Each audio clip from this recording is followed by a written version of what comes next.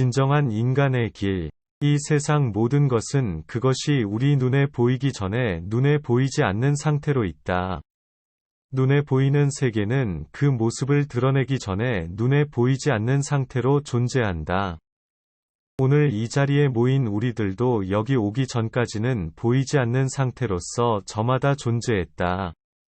그런데 맑고 향기로운 음악회가 있다고 해서 이렇게 한자리에 나타난 것이다. 그러므로 안 보이는 상태가 원인이고, 보이는 것은 하나의 결과이다.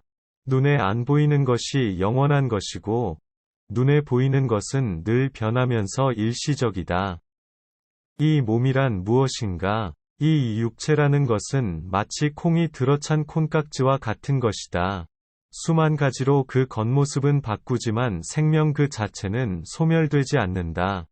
모습은 여러 가지로 바뀌나 생명 그것은 절대로 사라지지 않는다. 생명은 우주의 영원한 원리이기 때문이다.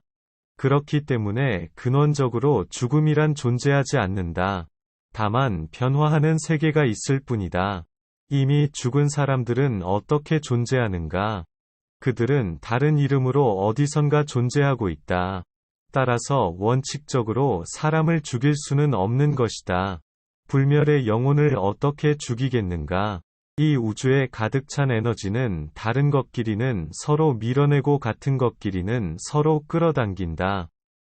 선하게 대할 때 우주의 선한 요소들이 딸려오고 악하게 대하면 파괴적인 요소들이 몰려든다. 따라서 어떤 삶이 되는가 하는 것은 우리가 마음을 어떻게 갖느냐에 달려 있다. 동물은 자연의 목소리인 본능의 지배를 받는다. 하지만 사람은 자신의 생각의 지배를 받는다. 요즘 세상을 돌아보라. 요즘뿐이 아니다. 인류사 이래 그런 일이 없었던 것은 아니지만 최근에 와서 우리가 상상하지 못했던 그런 일들이 얼마나 많이 벌어지고 있는가. 부모가 자식을 죽이고 자식이 부모를 죽인다. 일찍이 우리가 상상도 할 수 없었던 일이다. 또 보라. 유사종교 광신자들의 작태 같은 것을. 그것은 비단 일본만이 아니다. 세계 곳곳에서 일어나고 있다. 인간 존재 자체에 대해 새삼스럽게 의문을 갖지 않을 수가 없다. 도대체 사람이란 무엇인가? 사람이 이럴 수가 있는가? 우리가 몸으로 움직이는 동작과 입으로 하는 말과 마음으로 하는 생각 모두가 업이 된다. 업이라는 것은 하나의 행위이다. 좋은 업을 쌓으면 곧 좋은 행동과 좋은 말씨와 좋은 생각을 가지면 좋은 결과가 얻어진다. 좋지 않은 행동이나 말이나 생각을 지니면 어두운 업을 짓게 된다. 이것이 자주 되풀이되다 보면 거기에 힘이 생긴다. 그것을 업력이라고 한다. 또는 업장이 되는 것이다. 업력이 커지면 이성의 힘으로써 도저히 억제할 수 없는 그런 관성법칙 같은 것이 생겨난다. 내 힘으로 억제할 수 없는, 자제할 수 없는 그런 힘을 갖게 되는 것이다. 업력이라는 것, 업장이라는 것이 그렇다. 우리가 수도하고 또는 수행하는 것은 무엇인가? 업을 말키는 일이다. 흔히 번뇌를 끊는다거나 욕망을 끊는다고 말한다. 그것은 끊을 수 있는 성질의 것이 아니다. 욕망을 끊는다. 번뇌를 끊는다. 말로는 끊을 수 있을 것 같지만 끊을 수 있는 성질의 것이 아니다. 단지 질적인 변화가 있을 뿐이다. 말하자면 에너지의 전환이다. 업의 전환이다. 탐욕으로 흐르는 일을 베푸는 일로 전환하는 것이다. 또 남을 미워하고 화내는 에너지는 연민의 전과 자비심으로 전환될 수 있다. 내 마음이 지극히 맑고 청순하고 평온할 때 중심이 잡힌다. 내 중심이 잡히는 것이다. 다시 말해 온전한 내 마음을 지니게 되는 것이다. 중심이 잡히지 않을 때는 늘 흔들린다. 정서가 불안정하다는 것은 중심이 잡히지 않은 것이다. 어느 쪽으로 기울고 있습니다. 그렇기 때문에 마음에 없는 일도 저지르게 되고 불쑥불쑥 어떤 충동에 우리가 휘말리게 되는 것이다. 이 불쑥이라는 한 생각이 천당도 만들고 지옥도 만든다. 따라서 한 생각을 어떻게 갖는가 이것이 갈림길이다. 세상의 기업체나 정부 관료들은 무한 경쟁 시대다. 인류가 아니면 살아남지 못한다. 는 등의 광고를 한다. 이런 구호들을 곰곰이 생각해 봐야 한다. 막연히 국제 경쟁력을 강조하기 위한 구호라고 생각해서는 안 된다. 사람이 어떻게 무한히 끝없이 경쟁만 할 수 있는가? 그런 구호에 속아서는 안 된다. 어떻게 경쟁만 하고 살 수 있는가?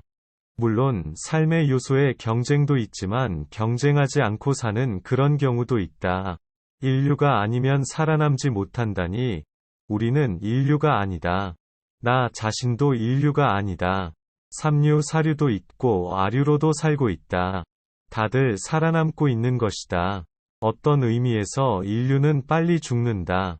빨리 넘어져 버린다. 어떻게 인류만 존재하는가? 어떻게 인류만을 용납하는가? 또 그들은 말한다. 정복할 것인가? 정복당할 것인가?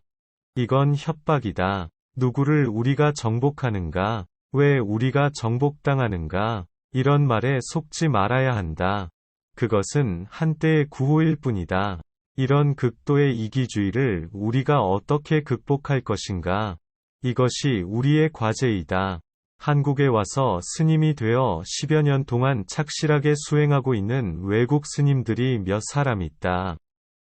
그 사람들과 여행을 하면서 한국 스님들의 좋은 점과 나쁜 점, 우리 국민들의 좋은 점과 고쳐야 할 점을 기탄 없이 얘기해 달라고 한 적이 있다. 그러자 한 영국 스님이 말했다. 한국 사람들은 개인적으로 앞서려고만 하지 양보와 겸양, 이런 자비심이 부족하다.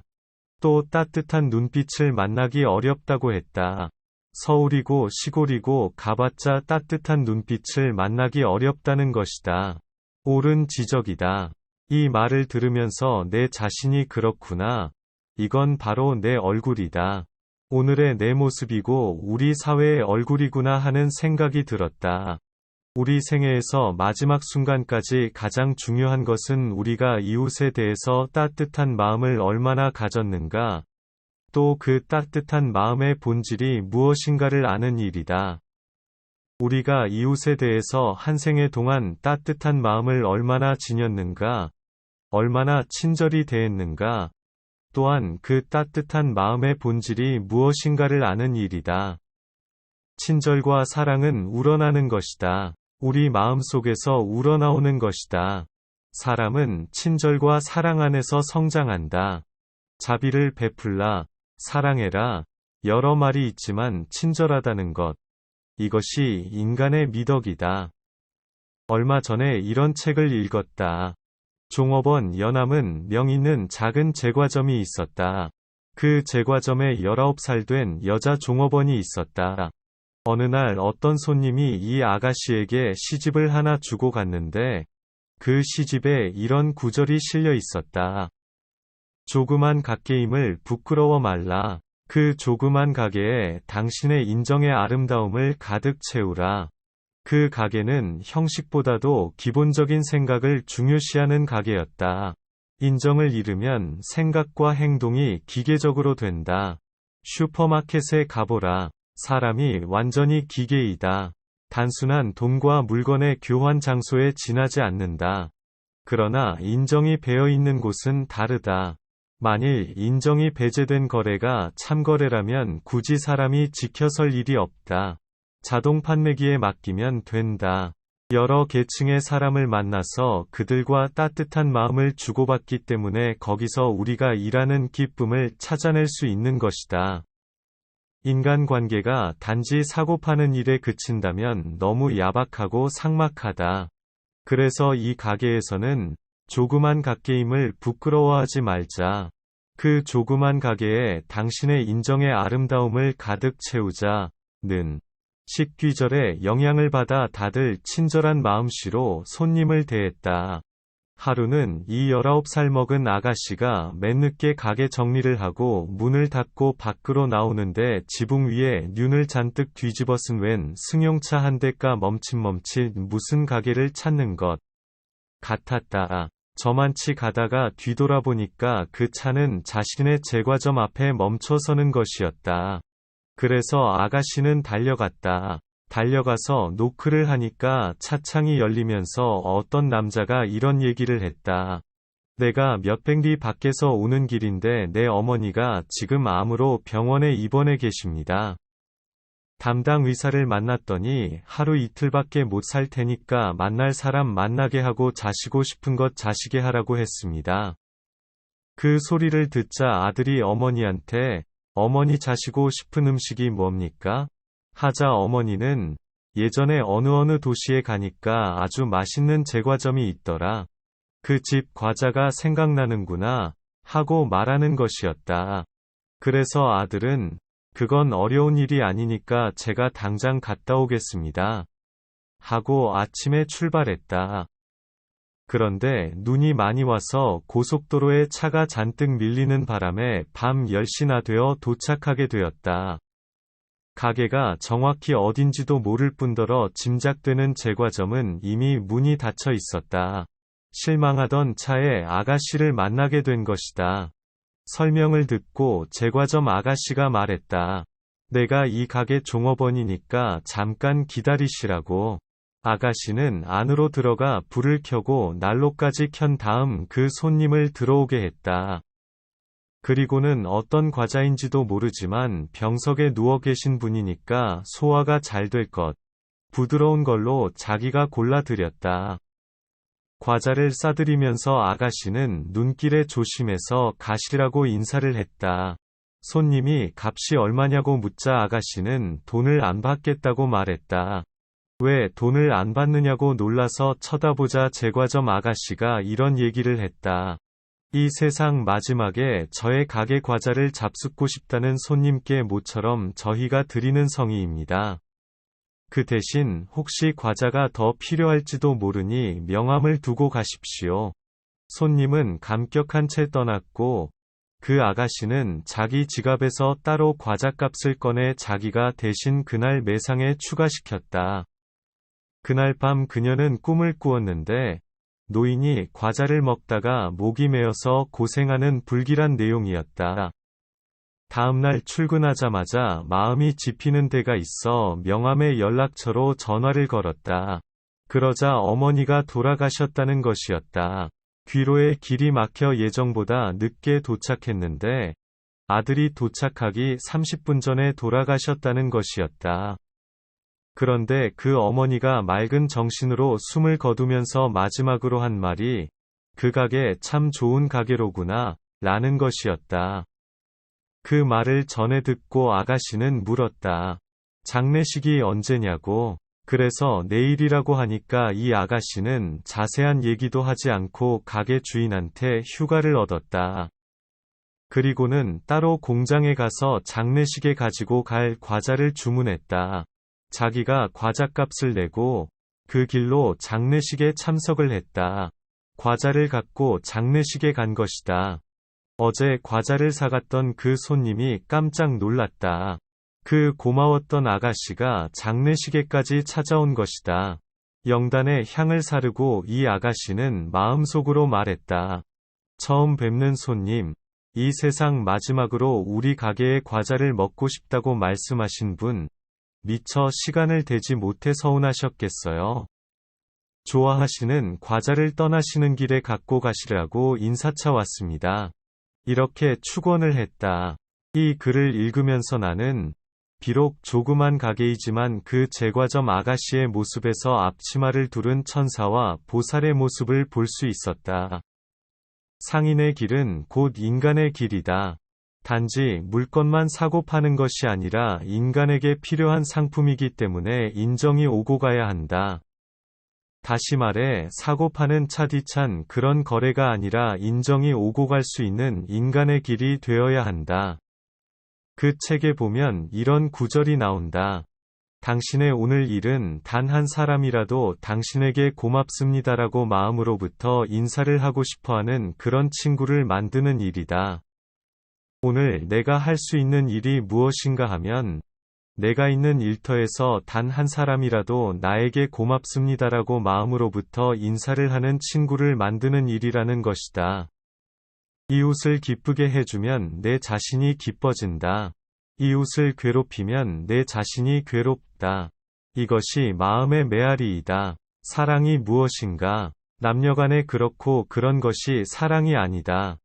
동정과 이해심을 지니는 것이다. 나 아닌 타인에게, 내 가족이든 친구이든 난 모르는 사람에게까지 동정심과 이해심을 지니는 것이다. 자연스럽게 이웃을 돕는 일이다. 마음으로부터 우러나서 거두는 일이다. 사랑을 어렵게 생각하지 말라. 지극히 일상적이고 사소한 마음씀이다. 낯선 이웃에게 너그러워지는 일이다. 낯선 이웃에게도 우리가 너그럽게 대하는 것. 그것이 사랑이다. 따뜻한 미소를 보내는 것. 이것도 사랑이다. 부드럽고 정다운 말씨를 쓰는 것. 이것도 사랑이다. 우리의 마음만 열리면 늘 그렇게 살 수가 있다. 마음이 겹겹으로 닫혀있기 때문에 그런 씨앗을 내 자신이 지니고 있으면서도 그걸 펼쳐 보이지 못하는 것이다. 너는 너, 나는 나, 그렇게 단절되어서 살고 있다. 바로 이런 일상적인 실천들이 사랑이며 친절이다. 다시 말하자면 사람으로서 그 도리를 다하는 것이 친절이고 사랑이다. 사랑이 없는 지식은 자칫 파괴수단으로 전락한다. 그래서 그 자신까지도 파멸시키고 만다. 삶이란 우리가 누구에게서 배우는 것이 아니다. 교과서에서 배우는 것이 아니다. 우리가 순간순간 내 눈으로 직접 보고 귀로 듣고 이해하면서 새롭게 펼쳐가는 어떤 기운 같은 것이다. 우리가 산다는 게 새끼 밥 먹고 직장 왔다 갔다 출퇴근길에 고생하며 사는 것. 이것이 사는 게 아니다. 그건 숨 쉬는 것일 뿐이다.